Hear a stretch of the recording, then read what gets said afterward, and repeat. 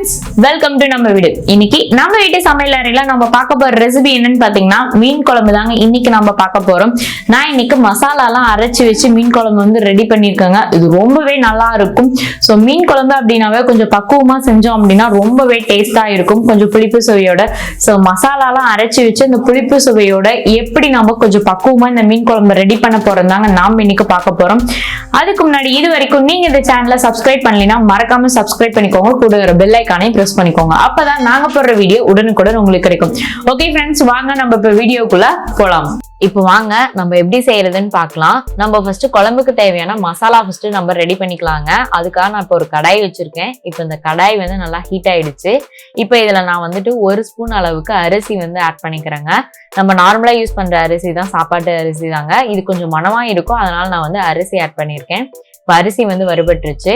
இப்போ இதுக்கு கூட வந்து நான் காரத்துக்கு வந்து வரமிளகா வந்து ஆட் பண்ணிக்கிறேன். நான் இன்னைக்கு 5 வரமிளகா வந்து ஆட் பண்ணியிருக்கேங்க. அடுத்தது கொத்தமல்லி வந்துட்டு பாத்தீங்கன்னா இது ஸ்பூன் அளவுல ஒரு 3 ஸ்பூன் அளவுக்கு கொத்தமல்லி வருங்க. நான் வந்து ஒரு அரை கை அளவுக்கு கொத்தமல்லி வந்து போட்டிருக்கேன். காரம் வந்து இது கொஞ்சம் வரமிளகா வந்து கொஞ்சம் காரமான வரமிளகா, ஸோ அதனால நான் வந்து 5 வரமிளகா ஆட் பண்ணியிருக்கேன். உங்களுடைய மிளகா எப்படி இருக்கோ ஸோ அதுக்கு தகுந்த மாதிரி ஆட் பண்ணிக்கோங்க. இப்போ அடுத்தது இது கூட வந்து நான் 1 ஸ்பூன் அளவுக்கு மிளகு வந்து ஆட் பண்ணியிருக்கேன். அடுத்தது 1 ஸ்பூன் அளவுக்கு சோம்பு வந்து ஆட் பண்ணியிருக்கேங்க. அடுத்தது பாத்தீங்கன்னா 1 ஸ்பூன் அளவுக்கு ஜீரகம். அவ்வளவுதாங்க. இப்ப இது எல்லாத்தையும் லைட்டா நம்ம வறுக்கலாம். பாருங்க, இந்த மாதிரி லைட்டா வறுக்கணும். ரொம்ப ஹை ஃப்ளேம்ல கூடாது, லோ ஃப்ளேம்ல தாங்க வைக்கணும். அடுத்தது இது கூட நான் சும்மா ஒரு 4-5 வெந்தயம் மட்டும் ஆட் பண்ணிக்கிறேன். ஏன்னா மீன் குழம்புனாவே வந்துட்டு வெந்தயம் வந்துட்டு ரொம்ப இது, அதனால நான் வந்து வெந்தயம் வந்து வறுக்கும் போது ஒரு 4-5 போடுறேங்க. இப்ப பாருங்க, இந்த மாதிரி நல்லா வறுக்கணும். ஸோ கொத்தமல்லியோட ஸ்மெல் வந்து நல்லாவே தெரியும் வறுபட்டுருச்சுன்னா. ஸோ அது வரும்போது நம்ம வந்து அடுப்பு ஆஃப் பண்ணிடலாம். இப்ப பாருங்க, நல்லாவே வறுபட்டுருச்சு. இப்ப இதை நம்ம எடுத்து ஆற வச்சு நம்ம அரைச்சிக்கலாங்க. இப்ப பாருங்க, இதை வந்து நான் இன்னொரு பிளேட்ல வந்து கொட்டுறேன். இப்ப இந்த மாதிரி இருக்கும் வறுபட்டுருச்சு அப்படின்னா. இப்ப இதை வந்து ஒரு பிளேட்ல கொட்டி நம்ம தனியா ஆற வச்சு எடுத்து வச்சுக்கலாங்க. இப்ப இதை ஆறட்டும்.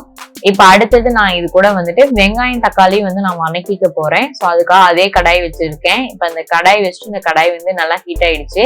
இப்ப இதுல வந்து நான் சின்ன வெங்காயம் வந்து எடுத்துக்கிறேங்க. ஒரு 15 சின்ன வெங்காயம் வந்து எடுத்திருக்கிறேன். இப்போ பாருங்க, வெங்காயம் போட்டிருக்கேன். அடுத்தது பூண்டு வந்து ஒரு 10 பூண்டு வந்து போட்டிருக்கேன். நான் முழுசா வந்து குழம்புல போடுவேன். ஸோ அதனால இது கூட வந்து அரைக்கிறதுக்கு ஒரு 10 பூண்டு. ஸோ கொஞ்சமா இது வதங்குறதுக்காக நம்ம கொஞ்சமா வந்துட்டு ஆயில் வந்து ஆட் பண்ணிக்கலாம். இப்போ ஆயிலும் ஆட் பண்ணிட்டோம். ஸோ இப்போ இந்த வெங்காயமும் பூண்டும் நல்லா வந்து வதங்கணுங்க. ஸோ சின்ன வெங்காயம் தான் ரொம்ப டேஸ்டா இருக்கும். ஸோ சின்ன வெங்காயம் வந்து சேர்த்திக்கோங்க. அது இல்லாமல் சின்ன வெங்காயம் நம்ம உடம்புக்கு ரொம்பவே நல்லது. ஸோ அதனால சின்ன வெங்காயம் வந்து ஆட் பண்ணிக்கோங்க. இப்போ இந்த மாதிரி கொஞ்சம் வதங்கினதுக்கு அப்புறமா நான் இது கூட வந்து தக்காளி ஆட் பண்றேன். தக்காளியோட இந்த கண்ணு பகுதி வந்து கட் பண்ணிட்டு போடுங்க. கண்ணு பகுதி வந்து சேர்த்துக்க வேணாம். ஏன்னா கிட்னில ஸ்டோன் ஃபார்ம் ஆகிறதுக்கு மெயின் காரணமே இதுக்கு தக்காளியோட இந்த கண்ணு பகுதி தான். ஸோ அதை எடுத்துட்டு எப்பயுமே நீங்க குக் பண்ணும்போது அதை எடுத்துட்டு குக் பண்ணுங்க. இப்போ நான் 2 தக்காளி பழம் போட்டிருக்கேன். ஏன்னா புளி வந்து நான் ஊற வச்சிருக்கேன். ஸோ அதனால தக்காளி பழம் வந்து கம்மியா போட்டிருக்கேன். இப்போ பாருங்க, வெங்காயம் தக்காளி வந்து இந்த மாதிரி நல்லா வதங்கிடுச்சு. இப்போ இந்த சமயத்துல நான் வந்து இது கூட தேங்காயும் வந்து இது கூடவே ஆட் பண்ணிக்கிறேங்க.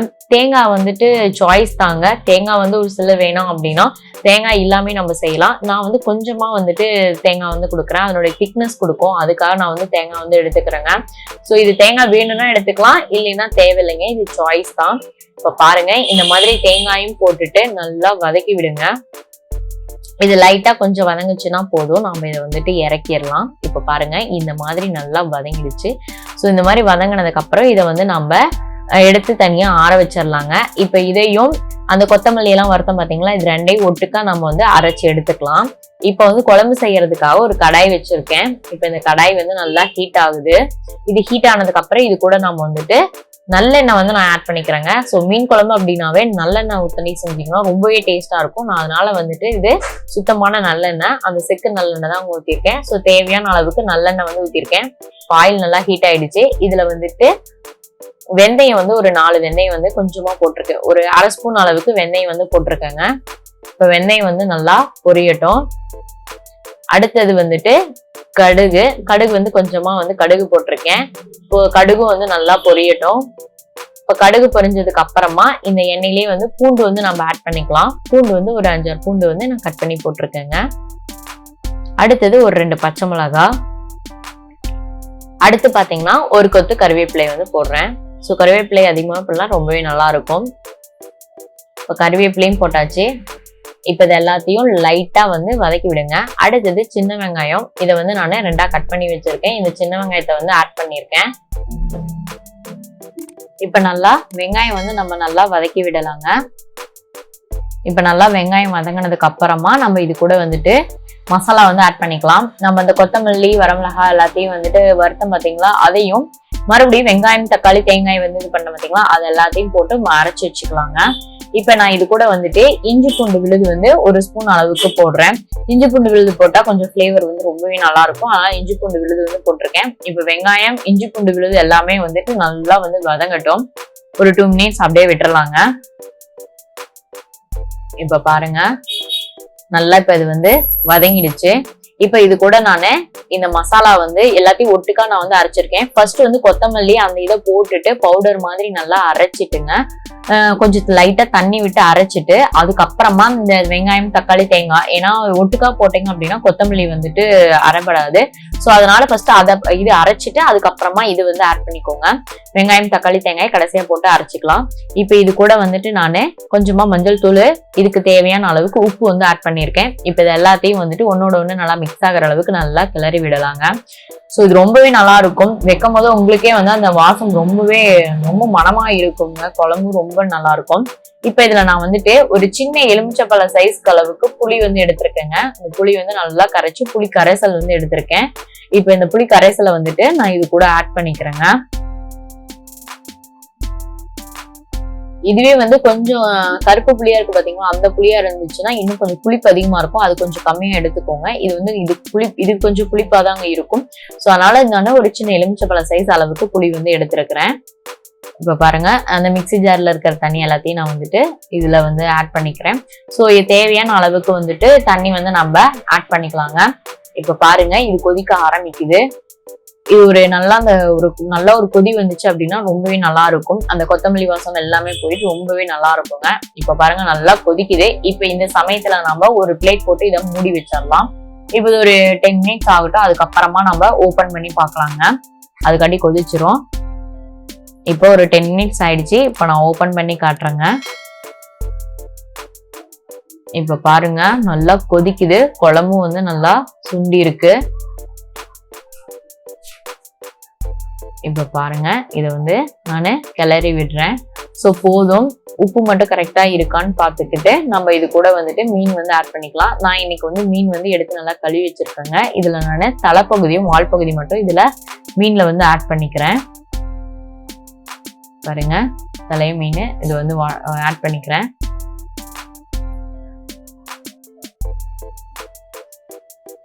இப்ப இதை வந்துட்டு நாம ரொம்ப மீனை போட்டதுக்கு அப்புறம் ரொம்ப வந்து குழம்பு வந்து கிளறி விடக்கூடாதுங்க.